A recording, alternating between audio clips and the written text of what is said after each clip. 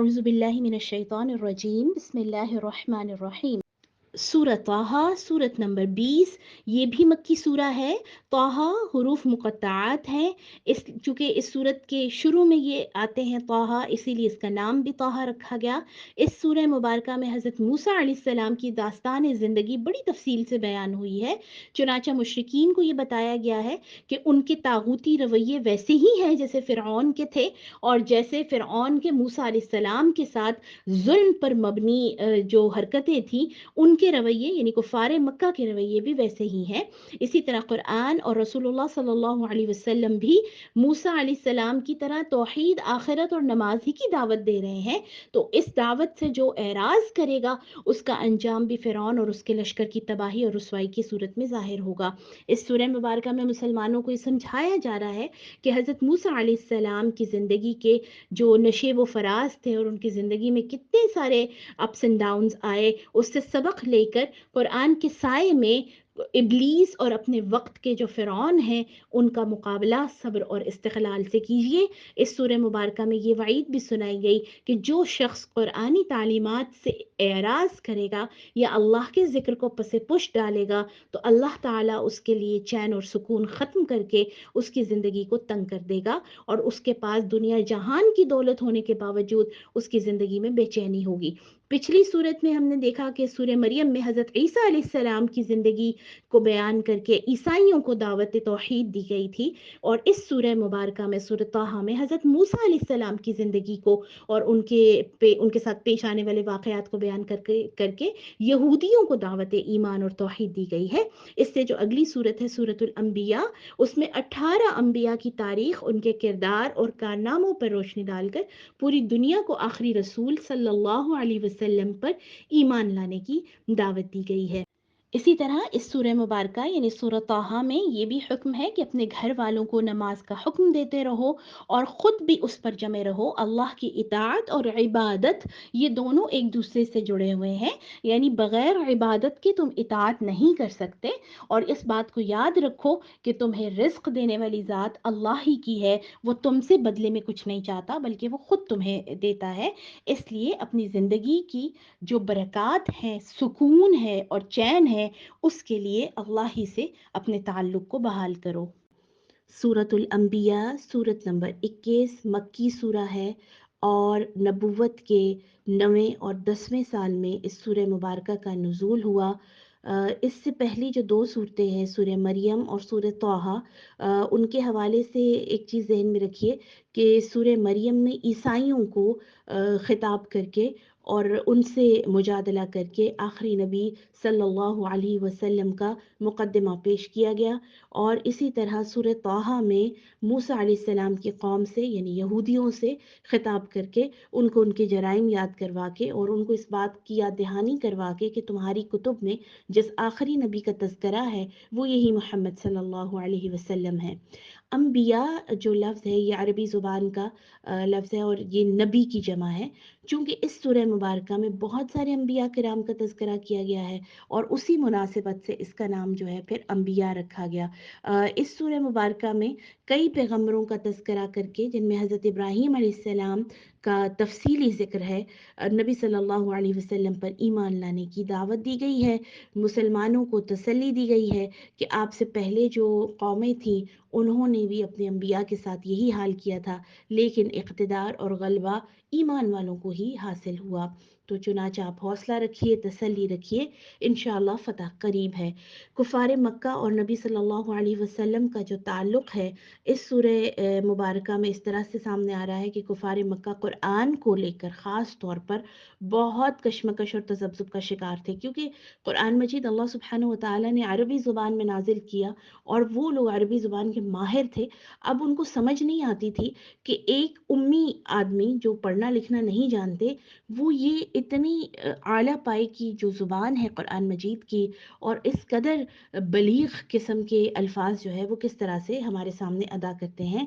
तो इसीलिए कभी वो कहते थे कि ये है तो हमारी तरह کا انسان کھاتا پیتا ہے. اگر اللہ نے نبی بھیجنا ہوتا تو کسی فرشتے کو بھیجتے. کبھی کہتے کہ یہ جادوگر ہے، کبھی کہتے کہ یہ شاعر ہے، کبھی کہتے کہ یہ اس کے پریشان خواب ہیں، اور کبھی کہتے کہ یہ قرآن اس نے اپنے دماغ سے بنا لیا ہے جادو کے زور سے، اور کبھی کہتے کہ اسے کوئی آ کر سکھلاتا ہے. یہ شروع کی تمام آیات میں کفار مکہ جو الزام عائد کرتے تھے نبی صلی اللہ علیہ وسلم پر، ان کا تذکرہ ہے. چنانچہ اس سورہ مبارکہ میں 18 نبیوں کے نام لے کر ذکر کیا گیا کہ وہ سب بھی بشر تھے، انسان تھے، کھاتے پیتے تھے، اور موت کا سامنا بھی ان کو کرنا پڑا. نیکیوں کا کام بڑھ چڑھ کر کرتے تھے، نماز ادا کرتے تھے، زکوٰۃ ادا کرتے تھے، اور سچے اور اعلیٰ کردار کے حامل اور صبر و استقامت کے پیکر تھے. اس لیے اللہ سبحانہ و تعالیٰ کی یہ سنہ مبارکہ ہے، اللہ کا یہ طریقہ ہے کہ اللہ انسانوں میں انسانوں ہی کو اپنا پیغامبر بنا کر بھیجتا ہے. اور اگر کہیں ایسا ہوتا کہ کسی فرشتے کو نبی بنا کر بھیجا ہوتا تو یہی لوگ پھر کہتے کہ یہ تو فرشتہ ہے، اس کو ہم کیسے یعنی اس کی تقلید کریں. اس سورہ مبارکہ میں کچھ خاص آیات جو ہیں، جیسے آیت نمبر 10 میں اللہ سبحانہ و تعالیٰ فرماتے ہیں کہ ہم نے تمہاری طرف وہ کتاب نازل کی ہے جس میں تمہارا ذکر ہے، کیا تم غور نہیں کرتے؟ تو علماء کہتے ہیں کہ اس سے مراد یہ ہے کہ ہر شخص کا انفرادی طور پر قرآن مجید میں تذکرہ ہے، میرا اور آپ کا. تو ہر شخص کو چاہیے کہ اپنے آپ کو قرآن میں تلاش کرے کہ اس کا ذکر کہاں ہے اور وہ کن لوگوں کی صف میں کھڑا ہے. اگر تو وہ اللہ سبحانہ و تعالیٰ کا ڈر رکھنے والا، اللہ کا ذکر کرنے والا، اللہ کے قرآن سے اور اللہ کے دین سے محبت کرنے والا، تو مومنین اور متقین میں اپنا تذکرہ تلاش کرے. اور آپ دیکھیے کہ کفار کی صفات، اسی طرح جو منافقین کی صفات ہم پیچھے پڑھ کے آئے ہیں، تو یہ سارے ایسے کیٹیگریز ہیں جس میں انسان کو اپنے آپ کو تلاش کرنا چاہیے کہ وہ کن لوگوں میں شامل ہے. اسی طرح اللہ سبحانہ و تعالیٰ نے آیت نمبر 30 پہ فرمایا کہ یہ زمین اور آسمان پہلے آپس میں جڑے ہوئے تھے، تو پھر اللہ نے ان کو جدا جدا کر دیا. یہ جو آج کل کی بگ بینگ تھیری ہے سائنٹیفک، جو سائنٹیفکلی قرآن کی تفسیر کرتے ہیں، وہ اس آیت کو پھر اس کانٹیکس میں لیتے ہیں بگ بینگ کے. اسی طرح آیت نمبر 80 میں جہاں باقی انبیاء کا تذکرہ ہے اور ان کی زندگیوں کے حوالے سے بات ہے، اسی طرح داؤد علیہ السلام کے بارے میں بتایا گیا کہ جنگی ہتھیاروں کی پہلی فیکٹری حضرت داؤد علیہ السلام نے جو ہے وہ لگائی تھی. ابراہیم علیہ السلام کا ایک ڈیٹیل تذکرہ ہے کہ کیسے انہوں نے پے در پہ آزمائشوں کا جو ہے وہ سامنا کیا، اور اللہ سبحانہ و تعالیٰ کی طرف سے جو ان کے اوپر مختلف وقت میں امتحان ڈالے گئے، ان کو کیسے کامیابی سے انہوں نے پورا کیا اور اللہ سبحانہ و تعالیٰ کے خلیل کے عہدے پر فائز ہوئے. اسی طرح آیت نمبر 96 میں بتایا گیا ہے کہ قیامت کے قریب یاجوج اور ماجوج کا خروج ہوگا. اور پھر اسی طرح آیت نمبر 105 پہ دیکھیے کہ مسلمانوں کو اقتدار اور غلبے اور فتح کی خوشخبری سنائی گئی ہے. واضح رہے کہ اس آیت مبارکہ کا نزول اس وقت میں ہوا جس وقت مسلمانوں پر زمین تنگ کر دی گئی تھی اور شدید تکلیفوں میں مسلمان تھے، اور جو بائیکاٹ والی اور ان کا مقاطعہ اور ان سے جو ہے اس طرح کا سلوک کیا جا رہا تھا کہ یا تو یہاں سے یہ نکل جائیں یا یہ ختم ہو جائیں یا اپنے مذہب کو چھوڑ دیں. اور ایسی حالت میں اللہ سبحانہ و تعالیٰ کی طرف سے تھپکیاں دی جا رہی ہیں، تسلیاں دی جا رہی ہیں کہ آخر میں فتح تمہیں ہی نصیب ہوگی. اسی طرح نبی صلی اللہ علیہ وسلم کو ساری دنیا کے لیے رحمت قرار دے کر آپ پر ایمان لانے کی دعوت دی گئی کہ جو پیغام، جو میسیجز پچھلے تمام انبیاء لے کر آئے وہی نبی صلی اللہ علیہ وسلم کو دے کر بھیجے گئے. جیسے تمام انبیاء توحید اور آخرت کی دعوت دیتے رہے، آخری رسول محمد مصطفیٰ صلی اللہ علیہ وسلم اسی دعوت کے ساتھ جو ہے وہ دنیا میں آئے ہیں، اور اپنے تمام جو پچھلے سابقہ انبیاء ہیں انہی کے اس میسج کو آگے لے کر جانے والے ہیں، اور رحمت للعالمین ہیں. چنانچہ جو بھی ان کو جھٹلائے گا اور ان کی بات کو قبول نہیں کرے گا، اس کو جو ہے وہ ہلاک کر دیا جائے گا، اور غلبہ اور اقتدار نبی صلی اللہ علیہ وسلم کے ماننے والوں کو حاصل ہوگا. سورۃ الحج، سورہ حج 22ویں سورت ہے، اور یہ سورہ مبارکہ مدنی بھی ہے اور مکی بھی ہے. اس سورہ مبارکہ کی پہلی 24 آیات ہجرت سے پہلے 13 نبوی میں، یعنی نبوت کا جو آخری سال تھا مکہ مکرمہ میں، تب نازل ہوئیں، اور بقیہ 54 آیات ہجرت کے فوراً بعد مدینہ منورہ میں نازل ہوئیں. اسی لیے اس سورہ مبارکہ میں مدنی اور مکی دونوں کلرز آپ کو ملیں گے. یہ جو سورہ مبارکہ ہے یہ اس لحاظ سے بہت اہم ہے کہ یہ پہلی وہ صورت تھی جس میں مسلمانوں کو دفاعی جہاد کا، یعنی اپنے آپ کو ڈیفنس، اپنے ڈیفنس کے لیے قتال کرنے کا یا جہاد کرنے کا یا جنگ کرنے کا حکم دیا گیا تھا۔ اور چونکہ 13 سال کی تبلیغ اور پھر اس کے بعد ظلم و ستم اور جو ان کے جو شدید تکلیفیں تھیں اہل مکہ اور کفار مکہ کی طرف سے، اس کو برداشت کرنے کے بعد اب اسلامی تحریک ایک نئے دور میں داخل ہوئی تھی کہ اللہ کی طرف سے ان کو مدینہ منورہ میں ایک ٹھکانہ فراہم کیا گیا تھا جہاں اسلامی ریاست کی بنیاد پڑی تھی۔ تو اس حوالے سے پھر خاص طور پر احکامات ہیں کہ اب تم نے، کیونکہ اس سے پہلے حکم تھا کہ اپنے ہاتھوں کو روکے رکھیں، حملہ نہ کریں، ان کی برائیوں کا جواب جو کفار مکہ ہیں، جو قریش مکہ ہیں، چاہے وہ جو بھی کر رہے ہیں، ان کا جواب تلوار سے نہ دیں۔ اس سورہ مبارکہ میں اب چونکہ مسلمانوں کے پاس کمپلیٹ اتھارٹی آ گئی تو اب ان کو اجازت دی جا رہی ہے کہ یہ جو کفار مکہ کرتے پھر رہے ہیں تو ان کے خلاف اب تمہیں تلوار اٹھانی ہے۔ چنانچہ مسلمانوں کو اطاعت، عبادت، دعوت و تبلیغ، جہاد اور قتال اور اسلامی حکومت کے قیام کے مقاصد کو یاد رکھنے کی ہدایت سورۃ الحج میں آپ کو ملے گی۔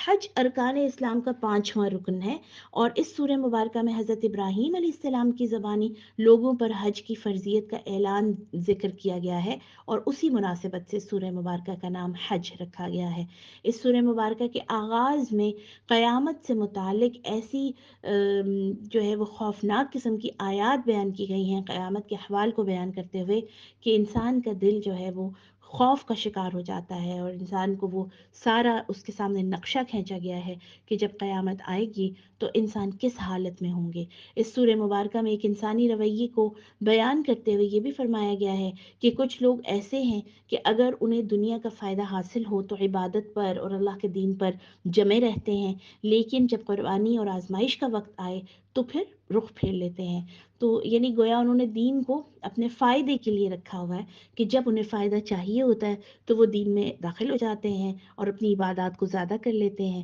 لیکن جب اپنا فائدہ یا اپنا کام ختم ہو جاتا ہے تو پھر ایک نظر انداز کرنے والا اور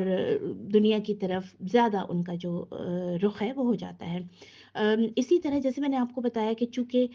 اس کا جو نزول ہے خاص طور سے اس کی کچھ آیات کا وہ مدینہ منورہ میں ہوا، تو اس سورہ مبارکہ میں جا بجا مسلمانوں کو اور قریش کے درمیان ایک تقابل پیش کیا گیا ہے اور یہ بتایا گیا ہے کہ مسلمانوں میں اور جو اہل مکہ ہیں یا کفار مکہ ان میں کیا فرق ہے۔ قریش کی جو قیادت ہے، جو کہ یہ جن کا کہنا تھا کہ ہم حضرت ابراہیم علیہ السلام کی لیگسی کو فالو کر رہے ہیں، ان کی راستے کو فالو کر رہے ہیں، تو بتایا یہ جا رہا ہے کہ تم صرف اور صرف حاجیوں کو پانی پلانے اور خانہ کعبہ کی جو دیکھ بھال کرنے میں لگے ہوئے اور اس کو ہی تم ابراہیم علیہ السلام کی میراث یا ان کا رستہ سمجھ رہے ہو، حالانکہ نیکی یہ نہیں ہے، اور توحید کے بجائے شرک اور آخرت پر تمہارا یقین ہے، اور اسی طرح نماز، طواف اور حج میں بھی بدعتوں کو جگہ دے چکے ہو۔ تو یہ ساری چیزیں جو ہیں یہ تمہارے جرائم میں شامل ہو رہی ہیں۔ یہ تم حضرت ابراہیم کے راستے کو فالو نہیں کر رہے، بلکہ تم نے اپنی معیشت کو بہتر بنانے کے لیے یہ ساری چیزیں، یعنی اپنی مالی حالت کو بہتر بنانے کے لیے یہ ساری چیزیں ابراہیم علیہ السلام کے نام سے، یعنی یہ کہتے تھے کہ ابراہیم علیہ السلام نے چونکہ حج کا حکم دیا تھا نا، ان کے تھرو آیا تھا، تو ان کا یہ کہنا تھا کہ یہ سارے کام ابراہیم علیہ السلام کے یعنی ان کی سنت کو ہم فالو کرتے ہوئے کر رہے ہیں۔ تو ان کو یعنی قریش مکہ کو اور جو کفار مکہ ہیں ان کو ان کے جرائم گنوائے جا رہے ہیں اس سورہ مبارکہ میں، اور ان کو بتایا جا رہا ہے کہ تمہارے اندر خوف خدا اور خوف آخرت یہ دو ایسی چیزیں ہیں جو مسنگ ہیں۔ اگر یہ چیزیں نہیں ہیں تو چاہے تم کتنا ہی خانہ کعبہ کی دیکھ ریکھ کرو اور حاجیوں کی جو ہے ان کو ہوسٹ کرو، ان کی مہمان نوازی کرو، ان کو پانی پلاؤ، تمہارے یہ کام تمہیں اللہ کے عذاب سے بچا نہیں سکیں گے۔ اور اسی طرح نبی صلی اللہ علیہ وسلم کو اللہ سبحانہ و تعالیٰ کی طرف سے تسلی اس سورہ مبارکہ میں، چونکہ میں نے آپ کو بتایا کہ اس کی کچھ آیات مکہ کے اس دور میں نازل ہوئی تھیں جو شدید مشکلات کا دور تھا، تو ان کو اس چیز کا جو ہے اس چیز سے تسلی دی جا رہی ہے کہ یہ جو قریش مکہ ہیں اور کفار مکہ ہیں جنہوں نے خود کو خانہ کعبہ کا جو ہے وہ وارث سمجھا ہوا ہے اور یہ اپنے آپ کو متولی سمجھ رہے ہیں خانہ کعبہ کے، یہ چیز ان کو اللہ کے جو عذاب ہے اس سے بچا نہیں سکے گی۔ اور مسلمانوں کو انشاءاللہ عنقریب فتح نصیب ہوگی۔ اس سورہ مبارکہ میں مقاصد جہاد بھی بتائے گئے ہیں کہ جہاد کرنا کیوں ہے۔ اسی طرح 4 اہم ذمہ داریاں مسلمانوں پر عائد کی گئیں اس سورہ مبارکہ میں، جن میں نماز، زکوٰۃ، امر بالمعروف اور نہی عن المنکر شامل ہے۔ اسی طرح جیسے میں نے آپ کو بتایا کہ پہلی بار جہاد یا قتال کرنے کا حکم ہے، تو قتال کے جواز کا بیان آپ کو اس سورہ مبارکہ میں ملے گا کہ کیوں اللہ سبحانہ و تعالیٰ اب یہ حکم دے رہے ہیں اور اس کا پھر تمہیں کتنا بڑا فائدہ ہوگا۔ اسی طرح یہ بتایا گیا کہ تمہارا نام مسلمان ہے، لہٰذا مسلمانوں کے علاوہ باقی جو نام ہے اپنی امت کو نہ دو، کیونکہ یہ نام تمہارے اندر انتشار پھیلائیں گے۔ اور ہم جانتے ہیں کہ یہی وجہ ہے آج بھی ہمارے درمیان انتشار کی، کہ ہم نے اپنا نام مختلف قومیتوں کے نام پر اپنا تعارف رکھ لیا، مختلف جو مسالک ہیں ان کے نام پر اپنا تعارف رکھا، اور جو ہمارا ایک تعارف اللہ سبحانہ و تعالیٰ نے ہمیں دیا تھا، مسلمان، اسلام کو فالو کرنے والا، نبی صلی اللہ علیہ وسلم کی امت، اس کو ہم نے پیچھے کر دیا ہے۔ چنانچہ اسی طرف اشارہ ہے کہ اگر تم نے اپنے آپ کو مسلمان کے نام سے یاد رکھا اور اللہ کی رسی کو مضبوطی سے پکڑ لیا، تو تم ہی وہ لوگ ہو جن کو فتح دنیا اور آخرت کی نصیب ہوگی۔ وما علینا الا البلاغ۔ السلام علیکم ورحمۃ اللہ۔